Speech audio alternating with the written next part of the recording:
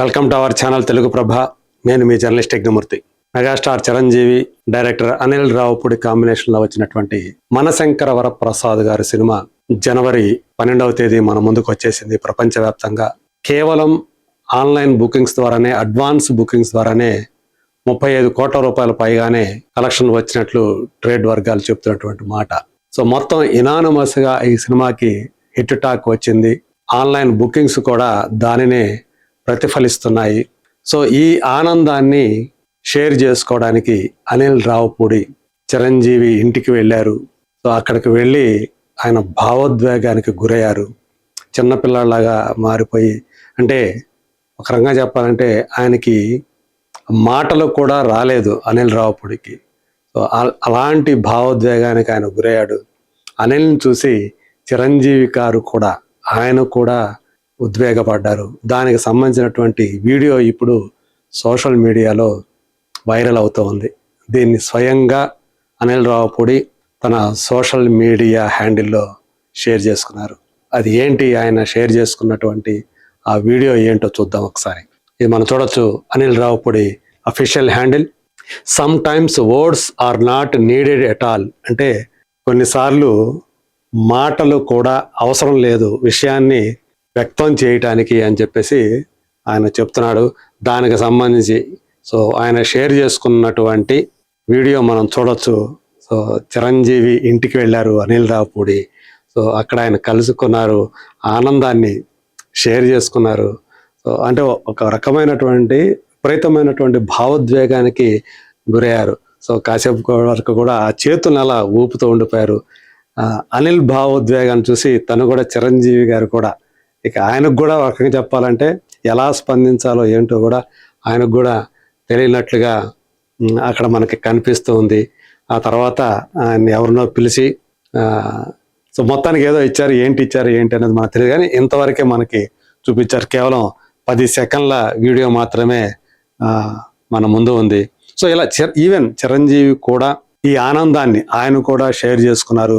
కొద్దిసేపు ఇద్దరు కూడా మాట్లాడుకున్నారు. సినిమా గురించి వస్తున్నటువంటి టాకు, అలాగే ఆ కలెక్షన్లు ఎలా ఉన్నాయి, బుకింగ్స్ ట్రెండింగ్ ఎలా ఉంది, అలాగే అన్ని చోట్ల కూడా, ఇక్కడ తెలుగు రాష్ట్రాలనే కాకుండా యుఎస్ఏలో కూడా ఎలా ఉంది ట్రెండ్, ఇట్లాంటి విషయాలన్నీ కూడా, అలాగే థియేటర్లకు వస్తున్న ఆడియన్స్ గురించి కూడా వాళ్ళు మాట్లాడుకున్నారు.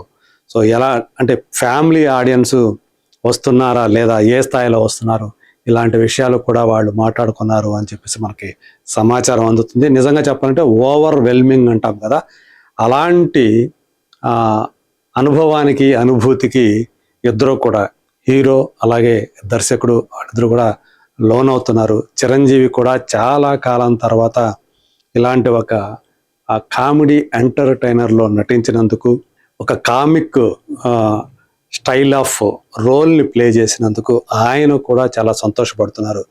ఆయనకి ఎక్కువ అంటే శరీరానికి ఎక్కువ శ్రమ కలిగించకుండా ఒక క్లైమాక్స్లో వచ్చేటువంటి ఫైట్, విలన్తో వచ్చేటువంటి ఆ గ్యాంగ్తో వచ్చేటువంటి ఒక ఫైట్, అది మాత్రం చాలా మాసివ్ స్కేల్లోనే ఆ ఫైట్ని తీశారు.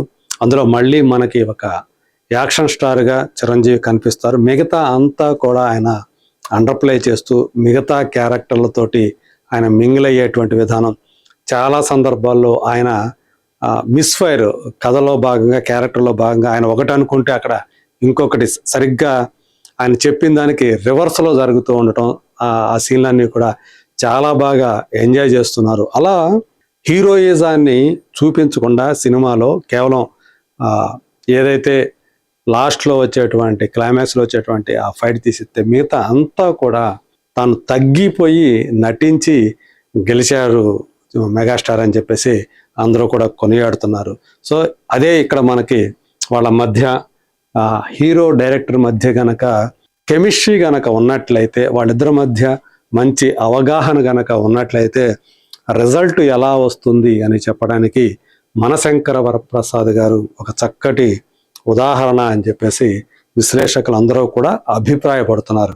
నిజంగా చిరంజీవిని ఇలాంటి క్యారెక్టర్లో చూస్తామని, కానీ అంటే హీరోయిజం లేనటువంటి క్యారెక్టర్లో, సో ఆయన పదే పదే తను ఏదైతే చెప్తూ ఉంటాడో ఇలా జరుగుతుంది ఇలా జరుగుతుంటే దాన్ని సరిగ్గా రివర్సల్ జరుగుతాయి అంటే మిస్ఫైర్ అవటం అనేది ఆయన ఊహలకు భిన్నంగా తర్వాత అన్ని సన్నివేశాలు రావటం ఇలాంటిది ఒక ఏదైతే డ్రామా ఉందో దాన్ని అనిల్ రావిపూడి పండించినటువంటి విధానం. సాధారణంగా మెగాస్టార్తో సినిమా అంటే మొత్తం హీరో ఎలివేషన్సే ఎక్కువ పెట్టి అవే ఎక్కువగా చెప్పి దానికి తగ్గట్టుగా సీన్లు తీయటం అలాంటి కథల్ని ఆయన కోసం తయారు చేస్తూ రావటం ఇప్పటి వరకు మనం చూస్తూ వస్తున్నది.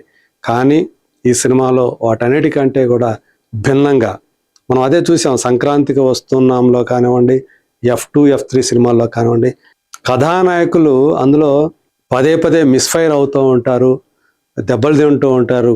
దాంట్లో నుంచి పుట్టేటువంటి వినోదంతో ఆ సినిమాలు ఆ బ్లాక్ బస్టర్ హిట్ని అందుకున్నాయి.